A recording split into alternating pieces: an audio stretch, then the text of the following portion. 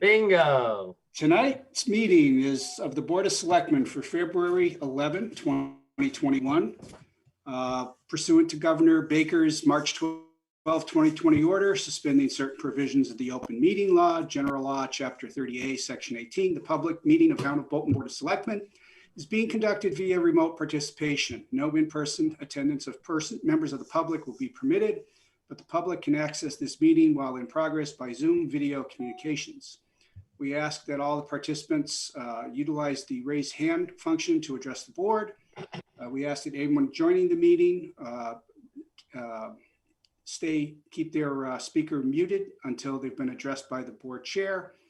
And if you don't have your name displayed on the screen, please identify yourself when you begin addressing the board. First on tonight's agenda is a public hearing on the petition of National Grid to relocate one pole on Still River Road, beginning at a point approximately 0 feet northeast of the center line of the intersection of Nashaway Road and continuing approximately 800 feet in a southwest direction, installing one sole owned pole adjacent to 298 Still River Road. And I believe we have a Mr. Morales from National Grid who'll be talking to us. Is Mr. Morales someone else from National Grid here?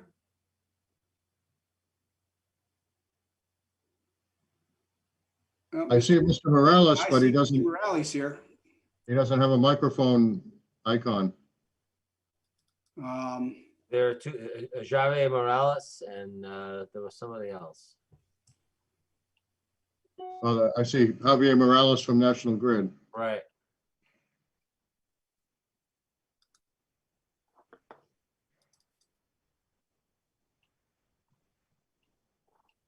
But you're right. Mr. Morales, we cannot hear you, and it appears you do not have a microphone on.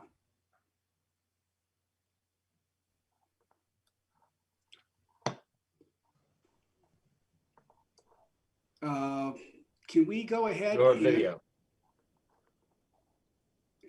Can we go ahead and hear from Mark about his opinion of the poll, or do we need to wait for the National Grid people? No, you can start with Mark.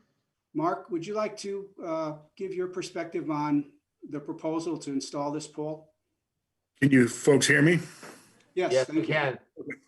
So it seems to be the reason they're putting this pole in is to feed house number 298.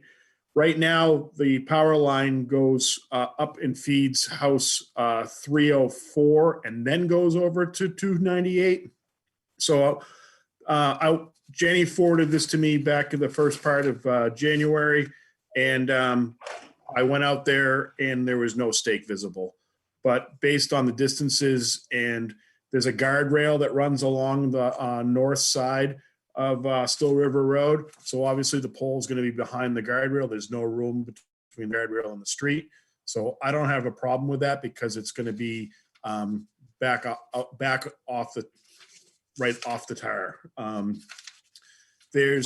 I assume where the pole's going, based on the drawing, it's going to shoot the power lines right up the overhead wires up the driveway to 298.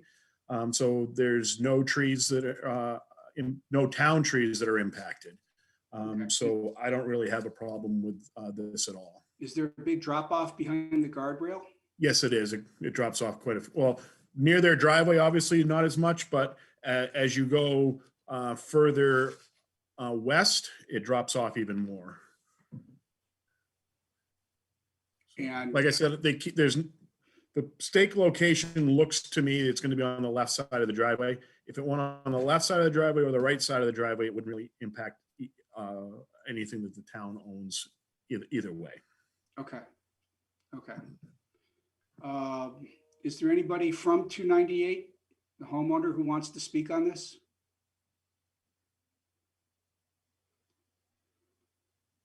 So I am chatting with Mr. Morales from National Grid. I think he is calling in right now. He thought he was connected, but I informed him that we couldn't hear him. Okay. We'll give him another moment.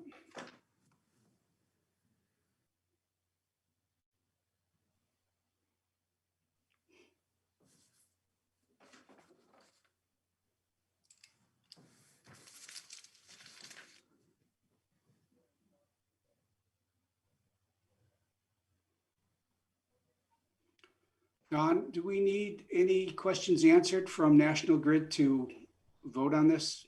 Or is there a reason we should not vote on this? If there are no objections by the tree warden and the selectmen have no concerns, you can just go ahead and vote it. I just had a clarification. Sole owned, what does that mean? That it's owned by National Grid or the property owner? It won't be the property owner. It would be owned by National Grid or Verizon. Okay. I think Yeah, Mr. Morales may have just entered. Yeah, can you hear me? This is Javier from National Grid. Oh, Javier, thank you for joining us. Give us some background on the poll position. Yeah, sorry about that. I thought I was logged in on Zoom, but apparently I couldn't get through. Jenny plugged me through with the phone. But yeah, it's just a petition for a service upgrade at the gentleman that lives at that address. And it's one new pole. There's no tree trimming involved. And it would be right down at the end of his driveway. Okay. Okay. If there's nothing else from the Board of Selectmen, can we have a motion to approve the petition of National Grid to relocate one pole on Still River Road? So moved. So moved. I'll second it. All those in Second. favor, please say aye. Aye. Aye. Aye. Aye. Roll call, Waisaki, Aye. Keep, Aye. Sikansky. Aye. Okay. Okay, we just have a question now. Lynn Dishler, do you have a question? Yeah, I'm sorry, I raised my hand. We're in a butter and we did have a question. There's presently a pole just inboard from the guardrail on that property already. So what is this exactly? That pole's on private property. We don't, it's inaccessible. The pole is rotted. Wait. It's on private property, like one of those two houses there, right? So it's either him or the one next to him? I'm sorry, could you repeat that, please? It's it's one of the two properties. So, Yeah, it's right on the property line, the pole between the two properties. uh-huh. And we just can't get to it. And the customer wants to do a service upgrade to upgrade his service panel. So you can't And, attach the service to that one that's already there? No, we can't. That pole was installed a really long time ago when they used to set poles by hand. Unfortunately, we don't set poles by hand anymore. It's all with a truck. And we can't access that location with a truck anymore. So we have to go out to the road now. So just across from the one that's there, you're going to pop another one? Yeah, kind of diagonally across. If you're looking at the front of his house, Mhm. it would kind of be to the left of his driveway, and there's a little like a little ditch on the side of the road, like a ravine there. Yeah. It'll be right inside that little area. And how much gear is going to be on that pole? Visibly, like transformers? No, it's just a service pole. It would just be Just distribution? yeah, just a regular secondary service. Pretty similar to what goes to a house, except it would go to the pole, and the customer wanted to dig an underground service from that pole to his house. So it's So just a what service. happens to that old pole then? Is that his wire or that's the other guy? We're in the process of trying to get a pole for him as well, so it would be separated at that point. All right, all we're looking for is, let's not have tons of poles or stuff in the air. So it sounds like there's no transformers going up, but No, there's It already a doesn't transformer sound there on the bad. road, right on that pole that we're coming off of, so. so If he's a- my vote is, okay, Yeah. it's not obstrepidly weird to look at or anything. It's not so bad. Okay, thank you. Yeah, no, it's just a regular service pole. Okay, thank you. Thank you. Thank you, Mr. Morales. Okay, thank you. Have a nice night. Thank you. Good night. Next on our agenda is the introduction of State Senator John Cronin, who's visiting us this evening. And I believe Susan Templeton, who I believe her title is District Director, is with her. So welcome. Pleased for you to join us. Thank you very much. I appreciate the select board for having me tonight. And I'm here really for no other reason to introduce myself, to introduce my staff, to talk about some of the things we've been doing. I was sworn in January 6th, so we are a little over our first month in office. I had my first full formal session today at the State House. The debate started at 11. I was told it was going to go 2 or 3 hours, and it wrapped up about 15 minutes ago. So one thing about senators is they can talk, I guess. And I mean that in a good way, in a robust way. But I think for us, there's been no singular priority that's more important than vaccine rollout over the past 30 days.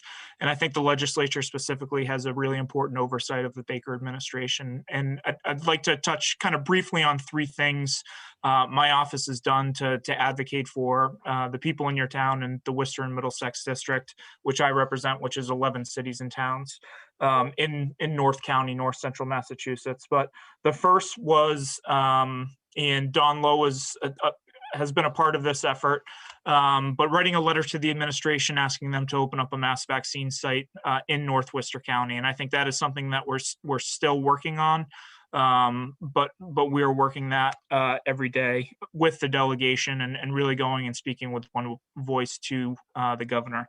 The second is I co-sponsored legislation to develop a pre-registration system. So I think one of the issues with the vaccine rollout has been just the mass confusion. People don't know when they can go. They don't understand where they are in the steps of the phases, and then things have been changing. So what I believe a pre-registration system would do is allow people to give their contact information to a database and then be notified when and where they are eligible to receive the vaccine. And then the third thing, and this is one area where we've had success, was I think 2 weeks ago now, I again co-sponsored legislation with a number of other people in the delegation here in Worcester County to establish a 211 call center. So I think specifically phase 1, phase 2 is targeted our seniors, and there's been a lot of confusion with the rollout of the website. So I think that's one thing that the Baker administration listened to us to and has since implemented. So those are kind of things that we've been working on in our office the past 30 days. I'm really excited to have hired and brought on a great staff. Susan Templeton, who's joining me tonight, is my district director. She's worked in the House of Representatives for over 10 years. She comes to my office after serving as the staff director for Harold Naughton. So she understands the State House, but she also understands the challenges of the local cities and municipalities here in North Worcester County. And she's been a great asset and will absolutely be a huge asset and point of contact to whether it's the select board or Don Lowe and the town administration. And so I'm excited about the team we've put together. And then I will break the news if it hasn't reached you already, but Representative Kate Hogan was just appointed as the president pro temp in the House, which makes her the number 3 of 160, which is a huge leadership position. So I'm really looking forward to working with her and collaborating with her to really go and speak with one voice at the State House on behalf of the citizens and the people in Bolton. But with that, I'd be happy to answer any questions. I will put my office number and my email in the chat for everyone, but I think the best way to get daily updates from us is to follow our Facebook page, Senator John J. Cronin. And then I will put my email, john.cronin@masenate.gov in the chat. And certainly we'll pride ourselves in being responsive and look forward to just a collaborative relationship with the board, specifically as we move into the budget process to identify opportunities for investments here in Bolton. All right, thank you very much. We certainly rely on Don to communicate Bolton's needs, and I know he's very familiar with the State House. It's very good news about Kate Hogan because she's been very active in a lot of community activities and events here in Bolton. So we appreciate you sharing that with us. Do the other selectmen have any questions? No questions, Mr. Chairman, but John, welcome. We look forward to working with you, and certainly you and I have had some communication during the election process, and certainly want to follow up with you on our conversation that we had today. So I'll be following up with you on that, but welcome on board. We look forward to a great collaborative relationship. Absolutely, and I'm looking forward to it. Yeah, I just had one question. Thank you for coming to our meeting. I really appreciate that.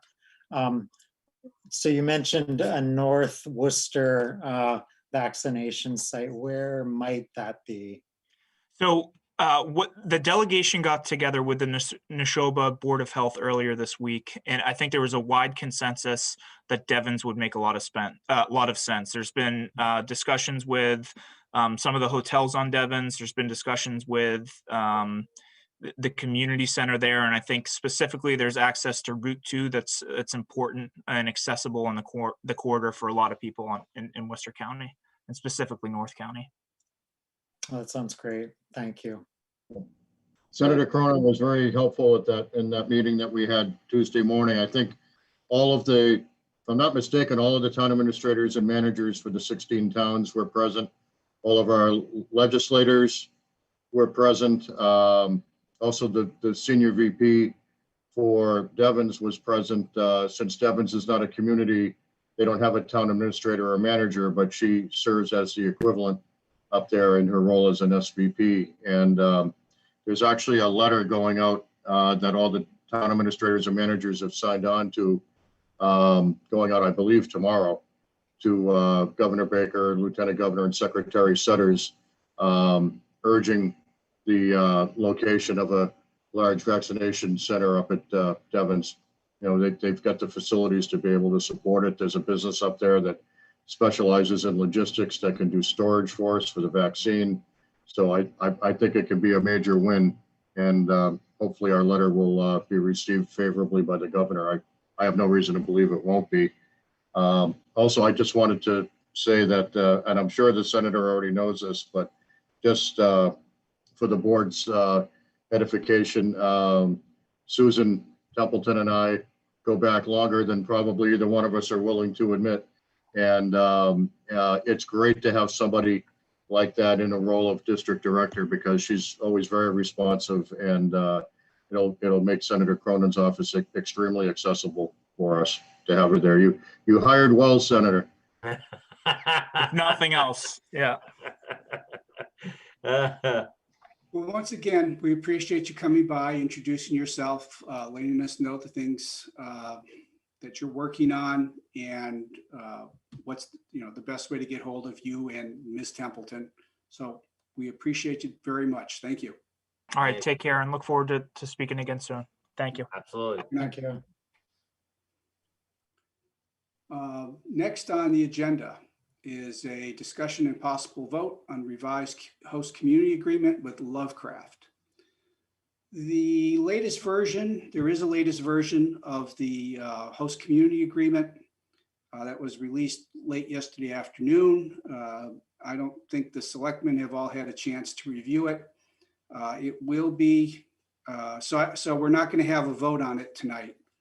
And we have said multiple times before that when there's a new version of the agreement available, we would release it and give time for the public to review it.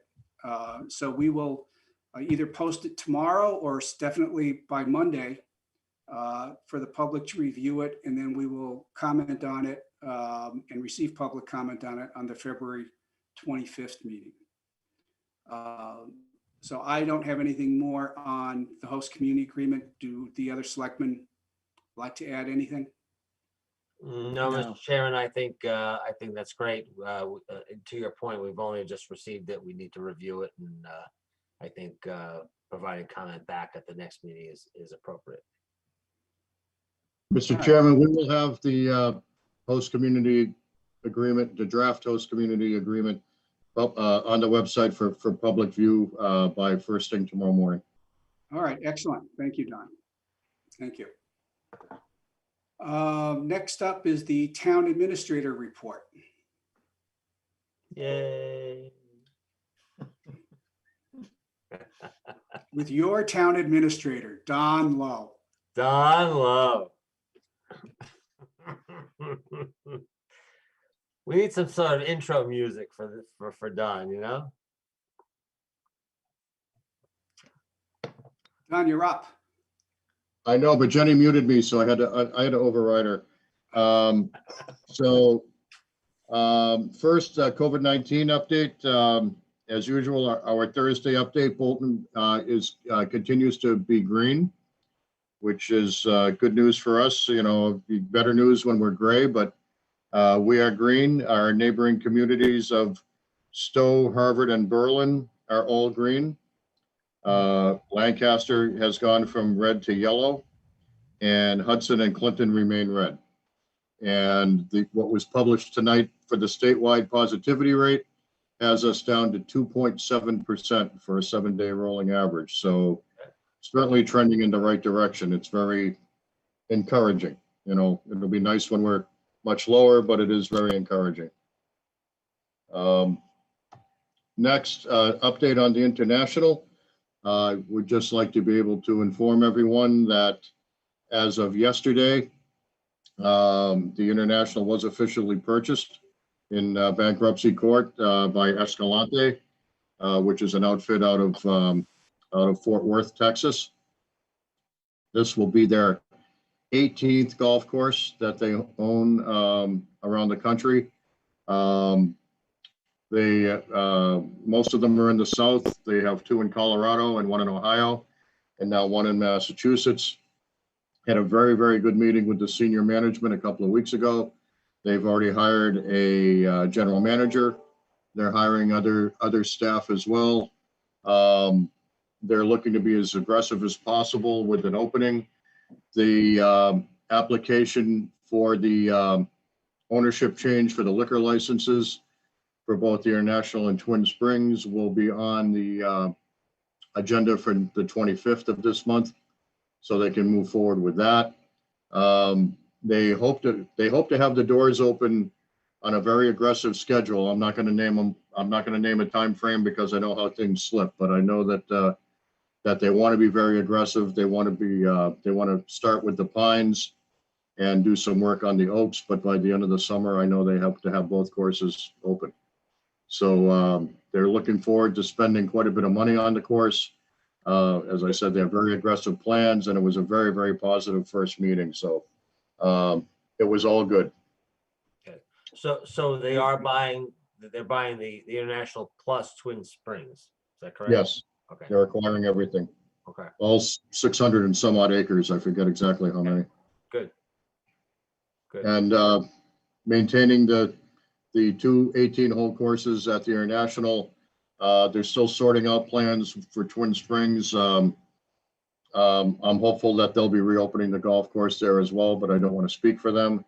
But just to allay any fears that may be out there, there is no discussion of any housing component of any kind. It's pure golf, and what their goal really is to be able to restore the International to the to restore the cachet that it once had, the status that it once had, and I have no reason to believe that they won't be able to do that. That's great. That's great. Aside from that, just to steal Bob's thunder, February's coffee with the town administrator is tomorrow from 8:30 to 9:30.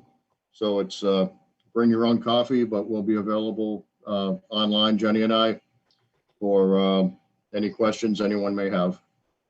And unless anyone has any questions or comments for me, that's all I have for this evening. Yeah, how have your coffees been going? What's the attendance like? The attendance has been interesting. There have been, since we've gone virtual, I think we had 1 or 2 that we had 1 or 2 people, and I think my record is 10. I believe 10 people was the most. So I think on average it's probably about 4, which is 4 more people than I would have talked to otherwise. So I'm more than happy to put the time in, and I enjoy meeting new people. And there's actually a couple that moved to town last year that is starting to attend on a regular basis. They're getting to meet people. They're getting to learn more about the town, and I think it's great. Good. No, it's a good opportunity, and it's a good way to, if you're not familiar with the town or the town government, it's a good way to good opportunity to ask some basic questions from someone who's been working in town hall for quite some time and can tell you how things really work. So I would encourage everyone to go, although probably everyone who's going to see this is probably more than familiar with the way the town works already. But if not, take it in. It's a good opportunity. Even if you just listen to the questions other people ask, you'll learn a lot. I know I still learn a lot, from people that ask me questions or have, think things work a certain way, and I try to explain how they do. So, I certainly get something out of it as well. Good. I think another thing we have to take up is there's a finance meeting of the town coming up in a couple of weeks, and the selectmen have to designate a representative. Yes, I'm glad you mentioned that. So yes, well, every year around this time, we have the finance committee meeting, which is it's the town accountant, town treasurer, the assessor, the town clerk, a selectmen's representative, an advisory committee representative, and I'm sure I'm leaving somebody out, and I apologize, but we're hoping to get that set up for a week from Tuesday. And I just wanted to make sure that that we had a selectmen's representative. I wasn't sure who wanted to do it this year, so the best way to do it was to just have a discussion now and see who the lucky selectman is. Okay. Well, I'm I would be very happy to. You want to do that, Stan? Okay. Yep, I'd be very happy to do that. I mean, given my tenure of being on the board for the past 16 years, I have a good history of the finances and what's been going on, plus my few years on advisory before that. So I would like to serve in that capacity. Okay. Do we need a formal vote on this, or do we just, is I consensus? don't know, if there's a consensus among the board, I don't know that you need to vote on it. Jonathan? That sounds good. Stan, did you do this last year? I'm not sure if I did it last year. or I not. think you did. Because Well- I don't remember doing it. Well, I'm happy to do it again. Okay. It was going to be, yeah, I'm not positive who did it. I think Stan did it last year, but I'm not positive. I'm fine unless, Bob, you want to have a swing at it? No, no, I've got plenty to keep me busy. I'll let Stan go to another meeting. Okay, good. Then it's settled. All right. Thank you for reminding me of that. Moving on to Board of Selectmen business. Are there any public service announcements? Yes, actually, I have two. One is bottles and cans at the transfer station for the Boy Scouts. Again, I mean, that is their main source of revenue to keep the activities going for the Boy Scouts in Bolton. Unfortunately, people are really good about dumping their bottles and cans at the transfer station, but unfortunately, they are putting them in the wrong place. You gotta put the ones that have the deposit at the little red shed at the top of the hill before you actually get into the transfer station. So please do that. We greatly appreciate that. Second is there's been a lot going on with the school district, and if there are any parents who would like to reach out, and many have reached out to me in the past concerning any issues relative to their children and special education and the like, please reach out to me. I have talked to many parents in the past number of months. If you have issues, concerns, or whatever, please reach out to me. I'm talking to many parents, and we want to make sure that your children are getting the needs that they need and should get. And if you're having any difficulties, please reach out to me in any aspect of that. So my contact information is on the website. I'm in the phone book. Please give me a call if you have any issues. Jonathan? No, thanks. Okay, I don't have anything this time either. Next up is a review and approval of commendation letters to Eagle Scouts Nick Matty and Eagle Scout Mitchell Danis. Briefly, both of these scouts have, let me just get up the information I had here about what their achievements were. Nick Matty installed a kiosk and a bridge on conservation land on the Annie Moore Conservation Trail. Mitchell Danis built a pathway from a memorial garden at Tohoto Regional High School. And it was interesting because if you've ever gone by there in the past few years, they had to reface that school. It's a relatively recent school, but some of the exterior tiles were falling off. Mitchell found a way to use those tiles as on his footpath. So it was an excellent opportunity to recycle and reuse that material. Both of these projects will benefit a lot of other people in coming years. And I would like the selectmen to vote in favor of letters of commendation for Nick Matty and Mitchell Danis. So I will make that as a motion, that the Board of Selectmen issue letters of commendation to Nick Matty and Mitchell Danis for their Eagle Scout projects and achieving the rank of Eagle Scout. I'll second that. All those in favor, please say aye. Aye. Roll call, Wysocki, Aye. Keep, Aye. Sikansky. Aye. And may I ask a quick question about those letters? The way they're drafted now, there's space for all three of you to sign. Will all three of you be able to come in to sign, or should I adjust it so that Bob is signing for all three of you? I'll be happy to sign. Yes, I think it's important that we all sign the letters. Okay. Okay. So they'll be in the folder in Okay. front of your office. Yes. Excellent. Thank you. Next, we will be looking at the first draft of the annual town meeting warrant. Don, would you like to walk us through this? Yes, thank you, Mr. Chairman. As we do every year, this is our first, as I like to call it, stroll through the warrant. It's just to get familiar with what we're looking at for town meeting. No action is necessary for any of the selectmen tonight. You won't voting any recommendations. I just want to give you a flavor for what we're looking at. Once we're done with the stroll, there is one more article that I would propose that we add. I haven't discussed it with Brian Boyle yet, but I'm sure Brian will be supportive. But we'll get to that at the end. So the first couple are just very pro forma, accepting the annual report and the unpaid bills. And they're just that, bills that were submitted after the end of the fiscal year, which is not to be confused with the town didn't pay its bills. Article 3, the operating budget, we can't fill those numbers in until the warrant is set, until the budget is set.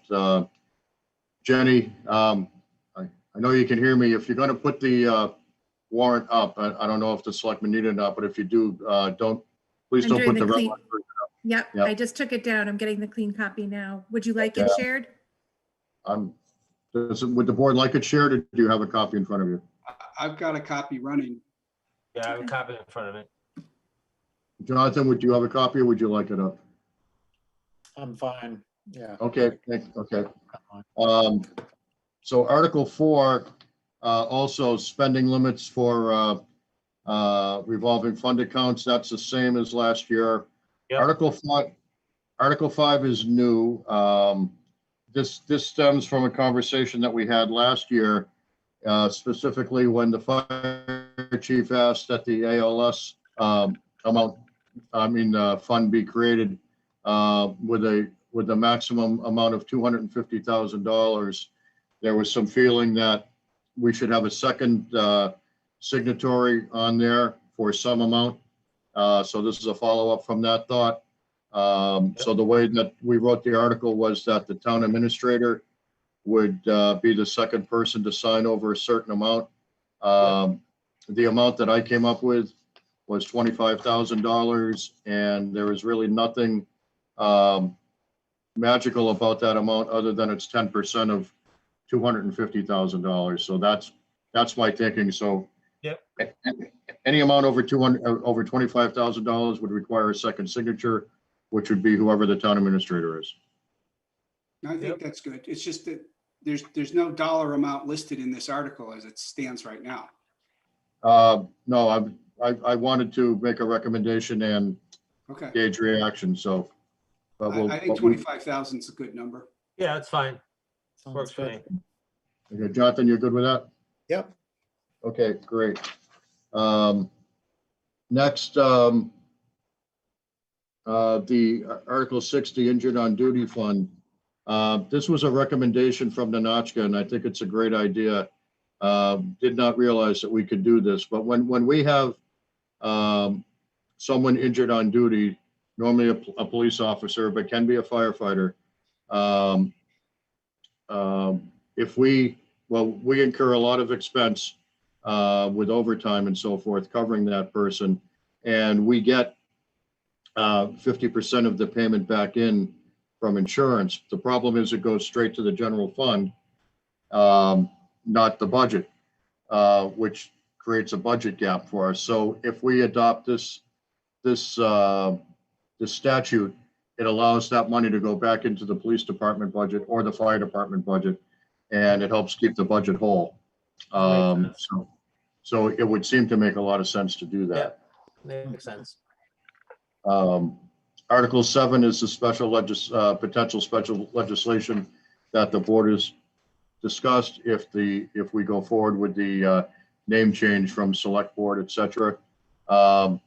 It has been pointed out that since it's special legislation, which is a home rule petition, by the time we've gone through town meeting and we've gone through the House and the Senate and the governor's office, it's going to be next year. So we wouldn't really have to budget any money in FY22 if we didn't want to, and it could be a budget item for FY23. Just something to consider.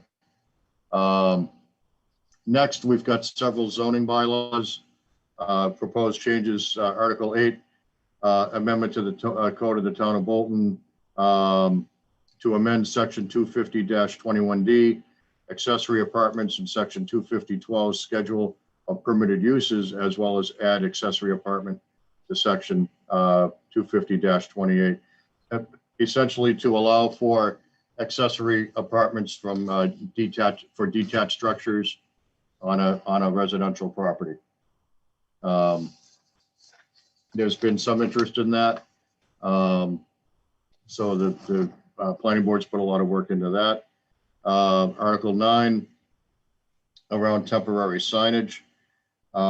Summary stating the current temporary sign bylaw prohibits the use of the word sold on temporary signs pertaining to the lease or sale of land or buildings. The planning board seeks to improve the language of this bylaw while maintaining the intent to limit the time in which real estate signs are advertised. This bylaw amendment would allow the word sold to be added to temporary signs, but would require temporary signs pertaining to the lease or sale of land or buildings to be removed within 14 days after closing date of sale.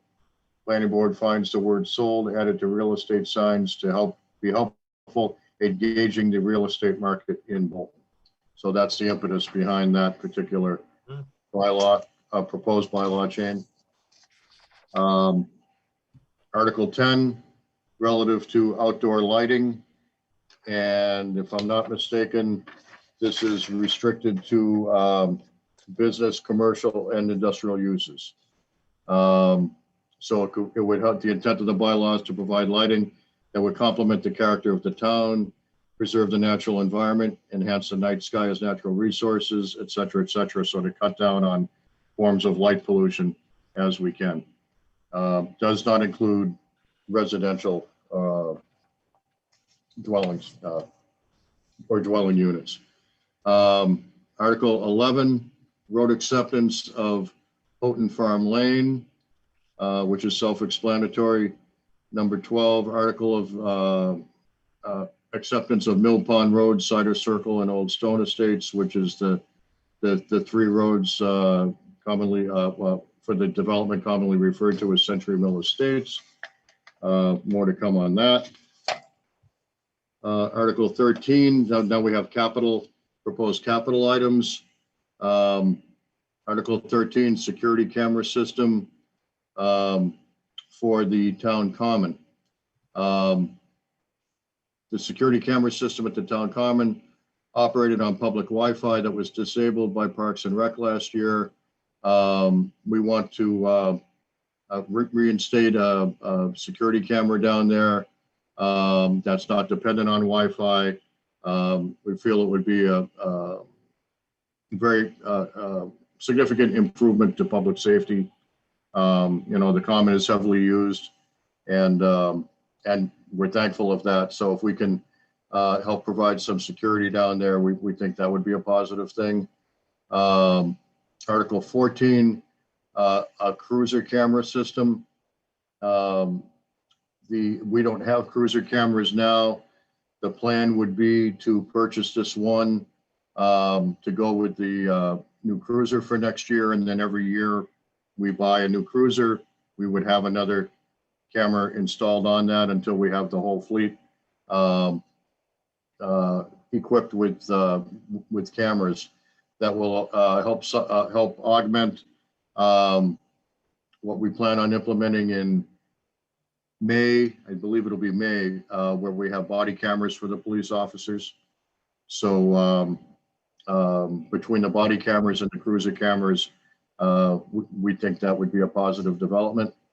Article 15, fire truck. Right now, we're looking at $800,000 for the purchase of a new fire truck. It's been written as a borrowing article. It hasn't been discussed with advisory yet, but it is written as a borrowing article. The fire chief has advised that the lead time for such an apparatus is somewhere between 340 and 400 days. So it certainly looks like our first debt payment would not be until FY23. So we don't anticipate a fiscal impact in FY22 if we proceed with this. Although I will tell you that, and I don't have an answer for this yet, we are having some unanticipated problems. This is to replace engine 2.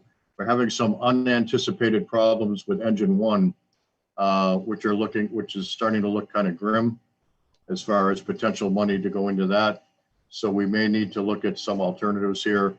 And I mean something like if there's something that's already some sort of a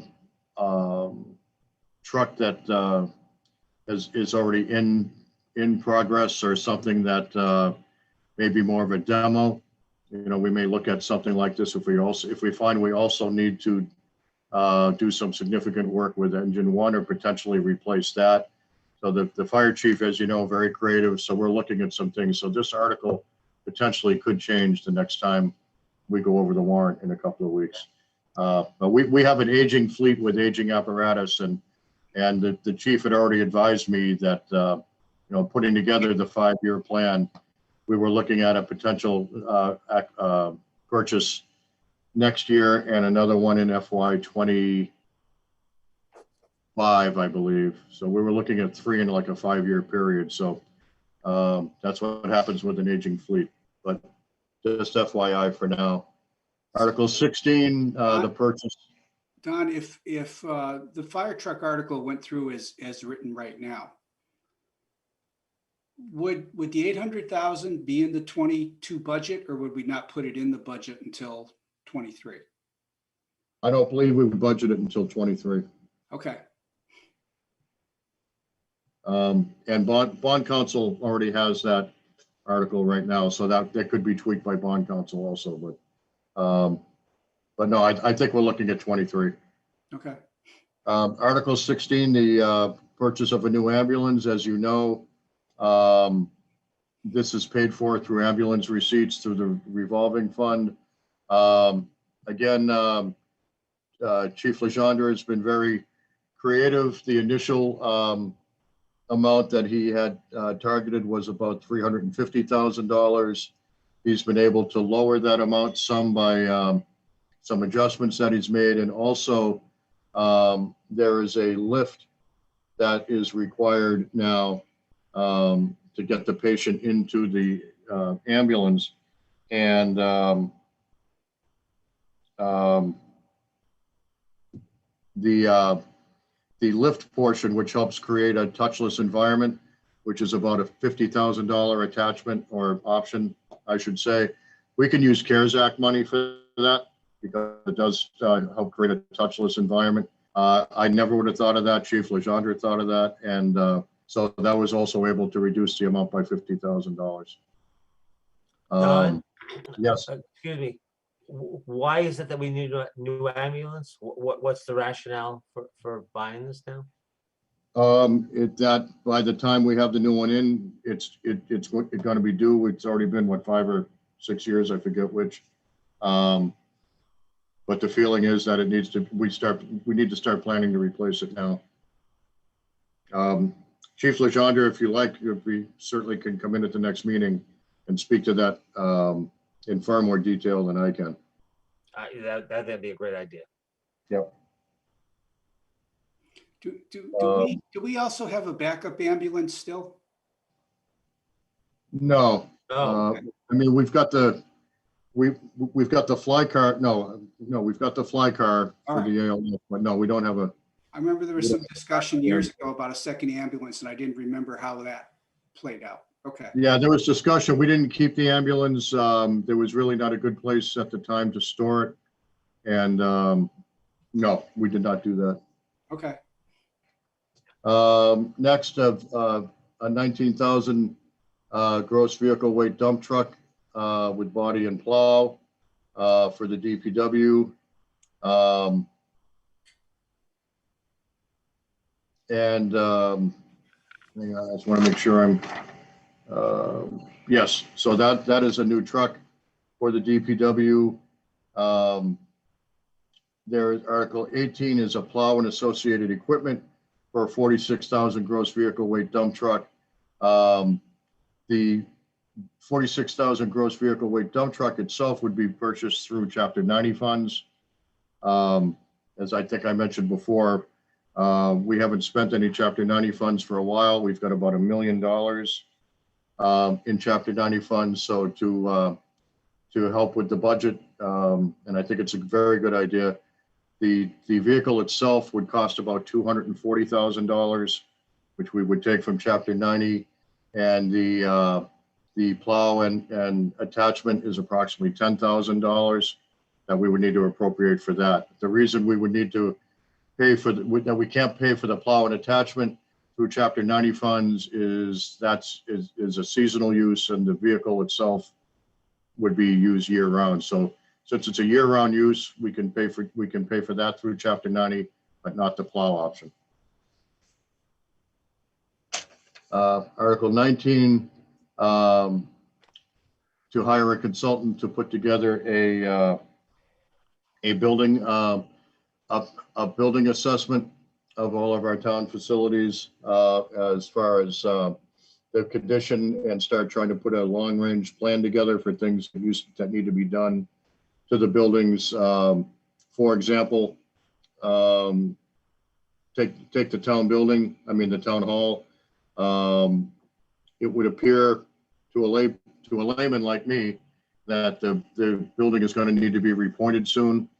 But to bring somebody in to do that type of assessment of all the buildings,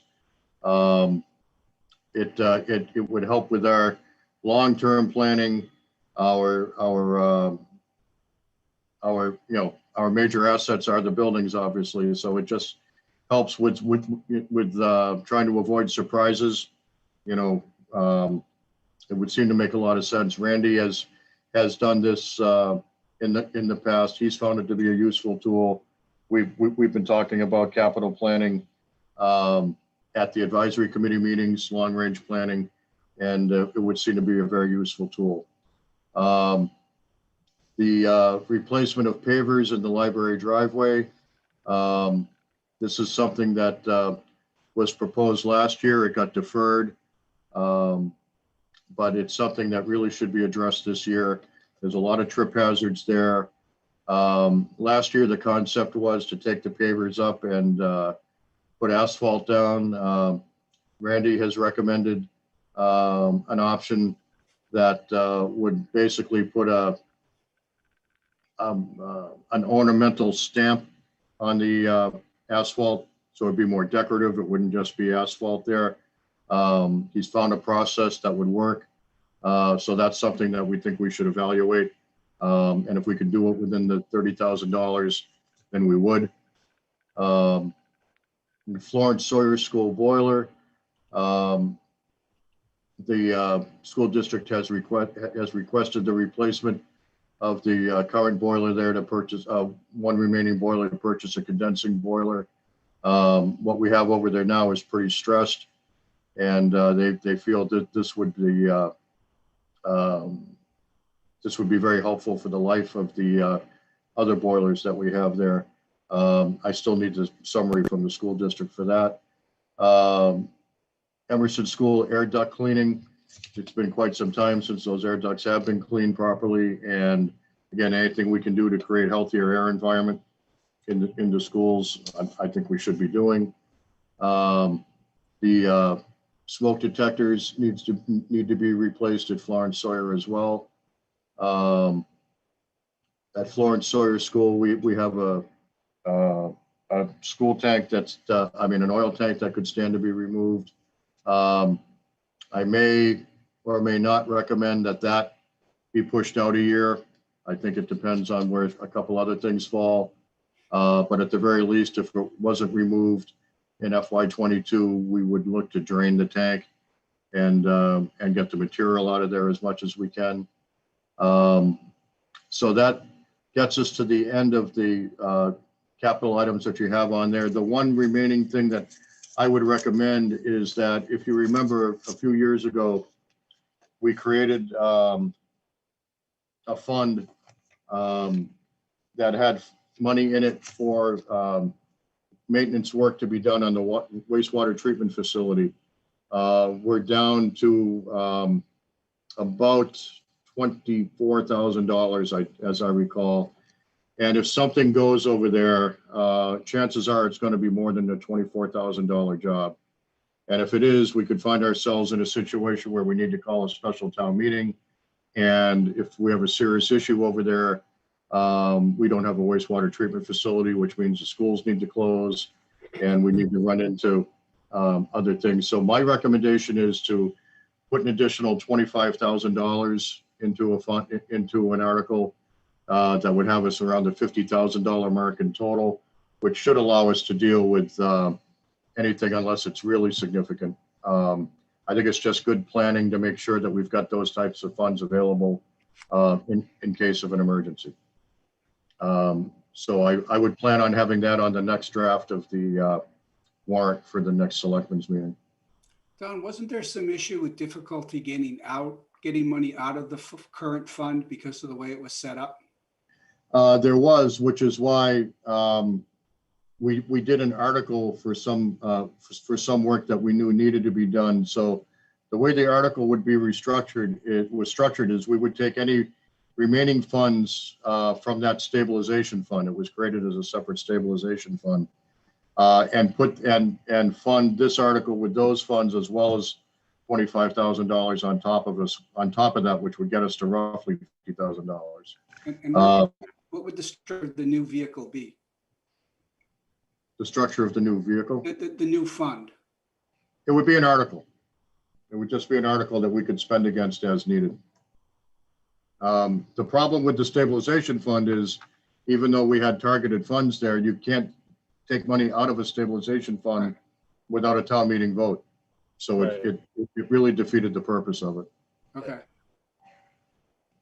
Okay. That's So fine. I think it's a great idea. It's a great idea. yeah, we just need to be as nimble as we can be. And one thing that we're going to learn, hopefully over the next year, is what the anticipated or expected useful life is of the wastewater treatment facility. I know it seems new, but it was built in what, 2008, 2007, 2008. Yep. And the force main went in 2009. So as I recall, when I last spoke with DEP about this, they said that type of facility, back then they felt the anticipated useful life was 20 years. Now with the work that we've done on it, replacing membranes already and the like, hopefully we've gained some years on that. But I think we need an expert to tell us how much life we've got left in this. Don, is Randy reviewing all the school requests? Like, is he gone on site? He has not gone on site for these specific requests. He has been on site reviewing things with Rob Frieswick, but he has not gone on site for these. We certainly, before the next selectmen's meeting, I'd be happy to have Randy do that and review these with Rob. Yeah, that's a good idea. We can make that happen. So that's where we are right now. Looking at my dry board where I have everything scribbled all over the place as far as our capital, and I need to go back and rework a couple of things, but right now my working assumption is that with the exception of the fire truck, I don't believe we would need to borrow for anything else, that we would be able to utilize free cash or old article funds to be able to fund the capital and still maintain our cushion of $350,000 in free cash, or at the end of the process, or be very close to that. Okay, that's good. And what I will have for the next selectmen's meeting also will be my ranked order of the capital requests, and where possible, the projections out for a few years. I did give Randy a break on that because he's got a lot to absorb in a short period of time. So I did not ask Randy to put together a 5-year plan. We've got one for fire, we've got one for the schools, and next year we'll have one for DPW. Okay. Okay, sounds good. All right, next up is we need to vote on establishing the town caucus. Or are we just announcing the town caucus? You need to call it. Pam is here, I believe, so she can. Call it and vote on it. Yeah, it's just a formality that the Board of Selectmen call the town caucus on March 8th this year. And we're planning on having it on Zoom, and all registered voters are invited, and we hope that they will register in advance, but we'll get plenty of notice out on all sorts of, the town website, Facebook page, and all that to, remind people and make sure they know they're more than welcome. Okay. Could I have a motion to? Yes, I will make a motion that we call the caucus for the town of Bolton for March 8th, 2021 at 7:30 p.m. via Zoom. Second. All those in favor, please say aye. Aye. Aye. Aye. Roll call, Waisaki. Roll call, Waisaki. Aye. Keep. Aye. Sikansky. Aye. Thank you. Next up is consideration of the right of first refusal regarding 34 Sunset Ridge Lane pursuant to the Affordable Housing Deed Rider. So this is a unit that is part of Bolton's affordable housing inventory, and it is going to be put up for sale. When this happens, the town has the right of first refusal. And if we choose not to exercise that right, it still remains affordable housing. Would anybody have any other questions about this? Nope. Yep, just confirming that it will maintain as affordable. Just wanted to, I know you said it, but I just want to double check. No, I know. I'm looking at Don to make sure he's nodding his head yes too. So, yeah. I am nodding my head. Yeah, I know you can't hear the rattle, but yes, I am nodding my head. Good, All okay. right. Could I have a motion? So moved. Second, All those in favor of not pursuing the purchase of 34 Sunset Ridge Lane, please say aye. Aye. aye. Roll call, Waisaki, Aye. Keep, Aye. and Sikansky. Aye. Thank you. I would like to add, and I know I've talked with Don about this, but the letter that accompanied this is written on behalf of the town of Bolton by an outside group. And it has numerous typos and misspellings and just the incorrect use of words. So I certainly hope that that is remedied and that this problem is not duplicated in future endeavors on behalf of the town of Bolton. Is that letter written by our consultant, Don? No, I don't believe it was. But I will confirm that. Yeah, I need to circle back and address that. Bob's correct. It was not a well-written letter. Okay.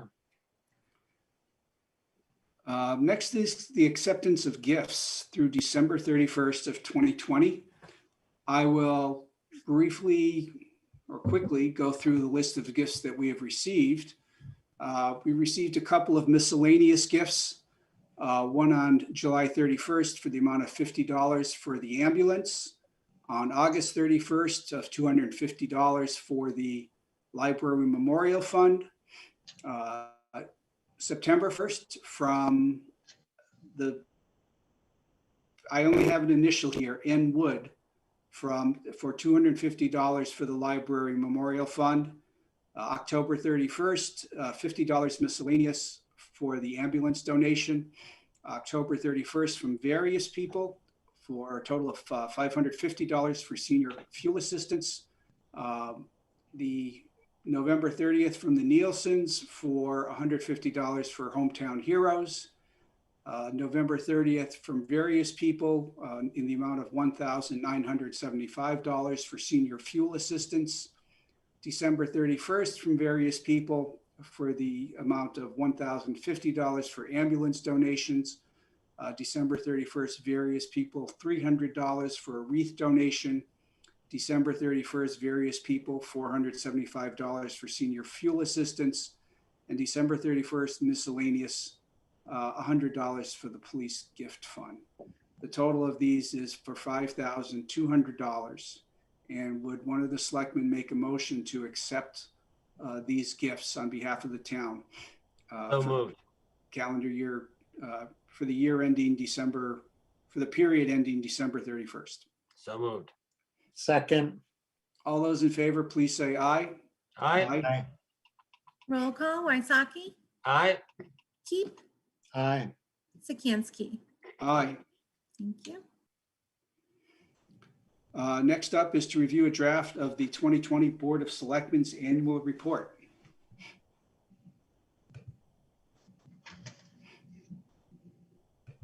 Would you like me to share that on the screen, Bob? Ask the other selectmen if they need that, or, I mean, I would just I have assume never they would say it was the most received- brilliant I piece have of never writing received they've a ever copy seen, of and it. it's just fine. I have not received a copy of that to review. So Oh, I have- all Was right. it not in the packet? My apologies if it was not in the packet. It's in the packet I have. Yeah, I thought it was. Well, let's Pull it up. indulge Stan and put it up on the screen. Sounds good. Give me just a minute. not in the packet that I received. Okay.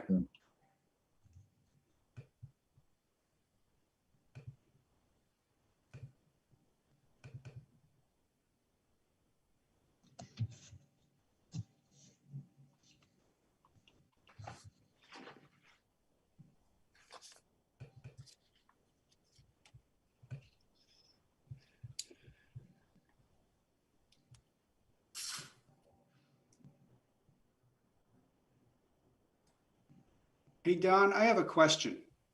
Yes. The packet had some animal control officer stuff, but I don't see that on the agenda now. Yeah, I believe, honestly, I believe it was on an earlier version of the agenda and I think somehow it fell off. So we will get that on the next agenda. Okay. Is it on the, let me check if it's on the posted agenda. Hang on one sec.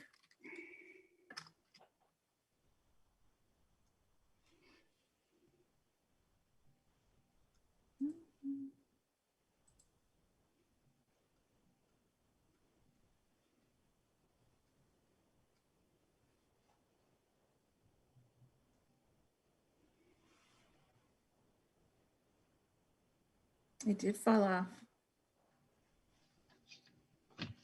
So we'll pick it up and put it on for the 25th. Okay. That sounds perfect. All right, are you seeing the annual report? Yep. Yeah, can you do a full page depth I can, yeah. presentation? Let's go down to, is that too small? Is what too small?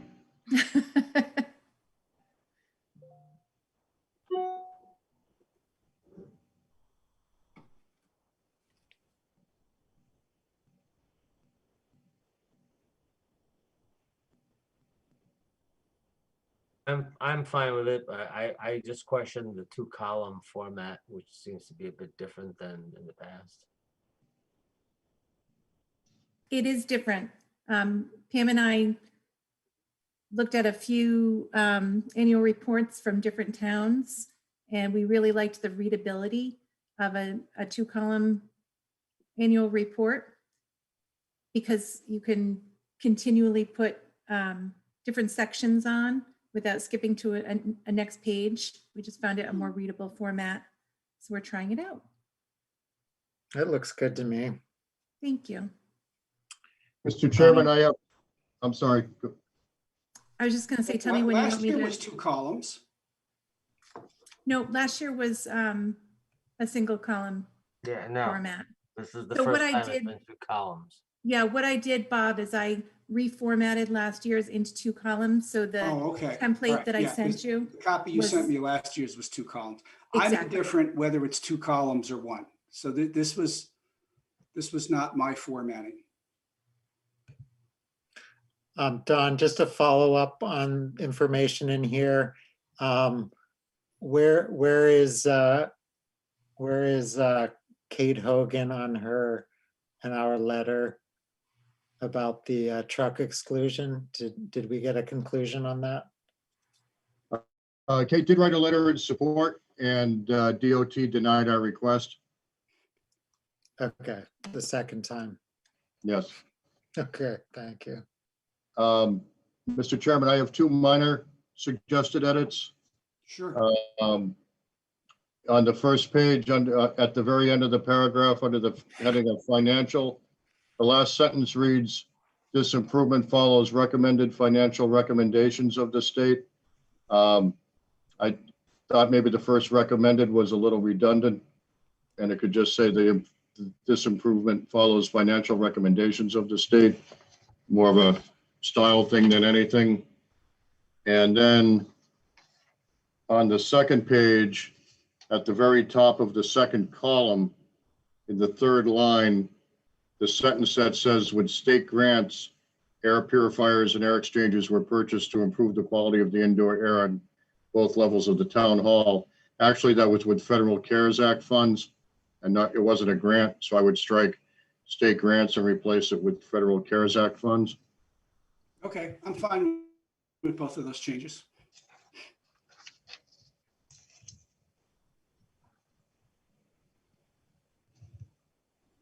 If the other selectmen would like, if you really haven't had a chance to review it, we can put this on the agenda again next No, meeting. it's fine.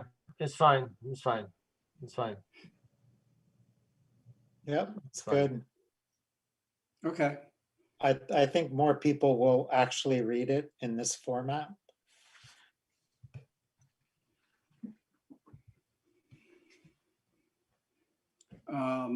do we need a motion to vote on this, Don, or is the consensus? please. Okay? Make a motion to approve the annual report. Second, All those in favor, please say aye. Aye. Roll call, Waisaki, Aye. Keep, aye. and Sikansky. Aye. Thank you. Next up is to approve the bills and payroll warrants W 21-16 and W 21-16A. Do I have a motion to approve those warrants? So moved. Second, All those in favor, please say aye. aye. Aye. Roll call, Waisaki, Aye. Keep, Aye. Sikansky. Aye. Thank you. Don, do we need to go into executive session? No, we do not. Okay. There being nothing else on the agenda, I'll take a motion to adjourn. Motion to adjourn. Second, All those in favor, please say aye. Aye. Aye. Roll call, Waisaki, Aye. Keep, aye. and Sikansky. Aye.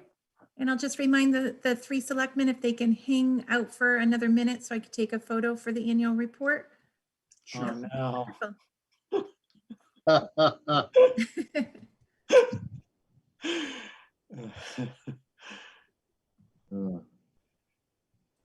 And Ken Cleveland, even though they're adjourned, and they won't be deliberating, they're only having their pictures taken.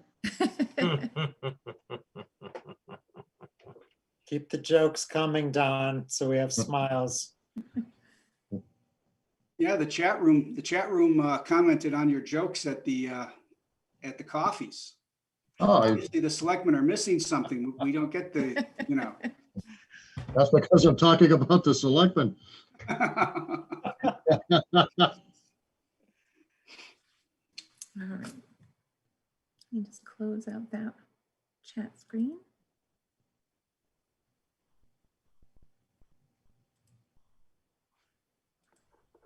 All right.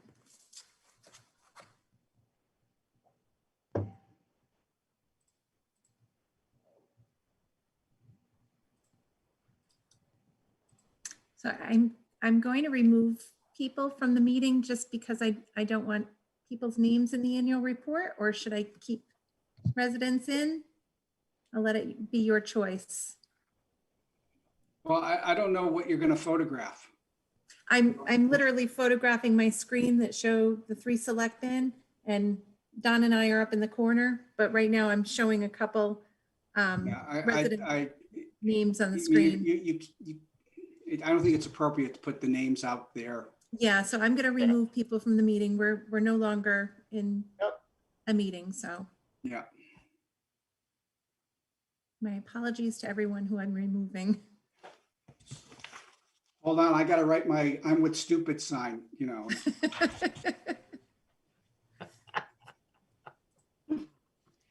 Mhm.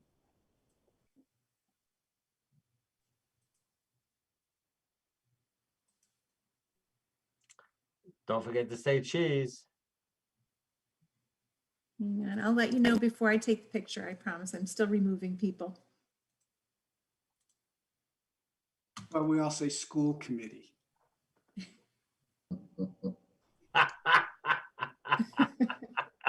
See, that worked. The